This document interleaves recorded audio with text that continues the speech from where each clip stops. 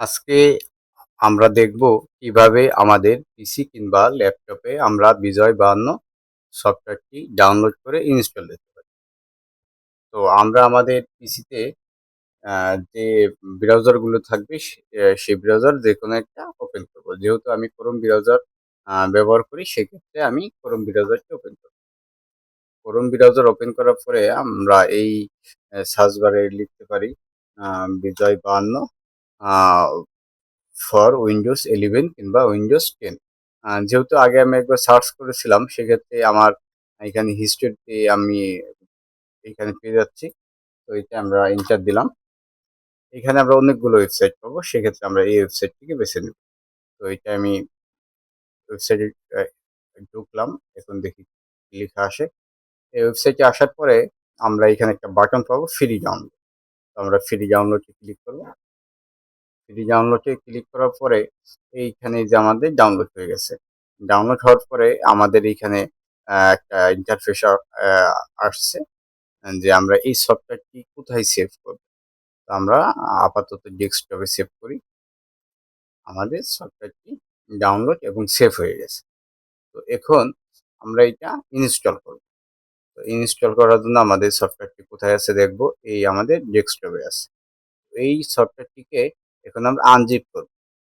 Unzip করার জন্য আমাদের আমরা আনজিপ করলাম।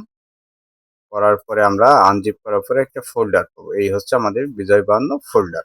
আগে আমাদের ছিল এই ফাইলটা, এখন এটা আনজিপ করার পর আমরা এই ফোল্ডারটা পেয়েছি। এখন এই ফোল্ডারটা আমরা ওপেন করব। ওপেন করার পরে আমরা এখানে একটা কয়েকটা ফাইল পাবো। আমরা এই ফাইলটার উপর ডাবল ক্লিক করব। ডাবল ক্লিক করার পরে আমরা এখানে কিছুই করব না, শুধু নেক্সট বাটনে ক্লিক করব। আর আপনারা যদি চান যে আপনারা অন্য কোনো ফোল্ডারের ভিতরে এই সফটওয়্যারটি ইনস্টল করবেন, সেক্ষেত্রে আপনারা এই ফোল্ডারটি এই বাটনে ক্লিক করে চেঞ্জ করতে পারেন। তো আমি চেঞ্জ করব না। এ সেক্ষেত্রে আমি এখানে নেক্সট বাটনে ক্লিক করব।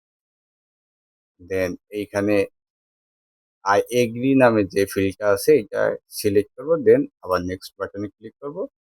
আবার নেক্সট বাটনে ক্লিক করব।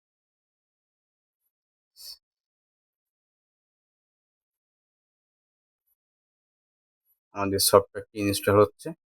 ফাইনালি আমাদের সফটওয়্যারটি ইনস্টল হয়ে গেছে।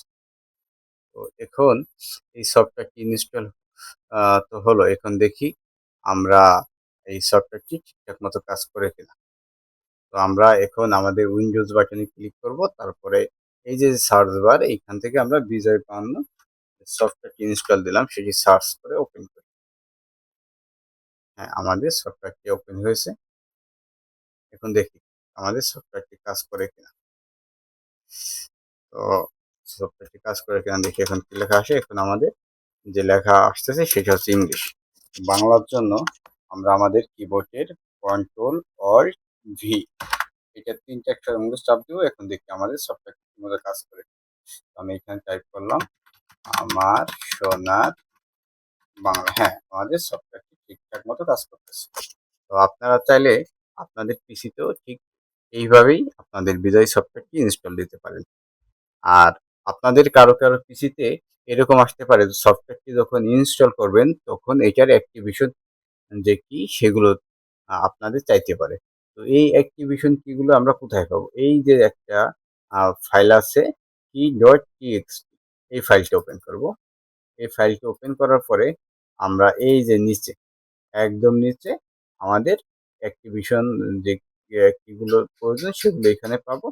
আমরা একটা করে এখান থেকে কপি করব এবং ওই যে একটা ফিল্ড আসবে সেই ফিল্ডটাতে আমরা পেস্ট করব। পেস্ট করে অ্যাক্টিভ যে বাটনটা আসবে ওই বাটনটিতে আমরা ক্লিক করলেই আমাদের সফটওয়্যারটা আ অ্যাক্টিভ হয়ে যাবে।